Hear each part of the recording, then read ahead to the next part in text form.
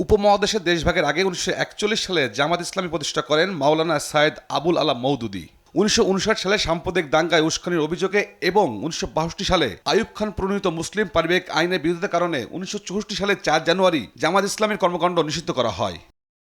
সবশেষ বাংলাদেশে 1972 সালে সংবিধানের 38 অনুচ্ছেদ অনুসারে দলটিকে নিষিদ্ধ করে সরকার। পরে 1977 সালে সংবিধানের ওই ধারা বাতিলের পর ফের রাজনীতিতে আসে জামায়াত। তখন থেকে জামায়াতের বিরোধিতা করে আসছিল সুশীল সমাজ ও বুদ্ধিজীবীরা। মহান মুক্তিযুদ্ধের সময় যে দল স্বাধীনতার বিরোধিতা করেছিল 53 বছরেও সে জামাতকে নিষিদ্ধ বা অপরাধী সংগঠন হিসেবে বিচার করা হয়নি। তবে 71 যুদ্ধপথের দায়ে জামাতের শীর্ষ নেতাদের ফাঁসির রায় এরই মধ্যে কার্যকর হয়েছে। 2008 সালে 4 নভেম্বর জামাতকে নির্বাচন কমিশন থেকে সাময়িক নিবন্ধন দেওয়া হয়। রাজনৈতিক দল হিসেবে জামাতকে নির্বাচন কমিশনের দেওয়া নিবন্ধনের বৈধতা নিয়ে 2009 সালে রিট করেন তরিকত ফেডারেশনের সেক্রেটারি জেনারেল সৈয়দ রেজাউল করিম চাঁদপুরী সহ 25 ব্যক্তি। রিটের শুনানি শেষে 2013 সালের 1 আগস্ট জামাতের নিবন্ধন বাতিলের রায় দেন হাইকোর্ট। এর বিরুদ্ধে আপিল করে দলটি। এরপর 2023 সালের 19 নভেম্বর জামাতের আপিল খারিজ করে দেন আপিল বিভাগ। তৌফিক মাহমুদ মুন্না, দেশ টিভি, ঢাকা।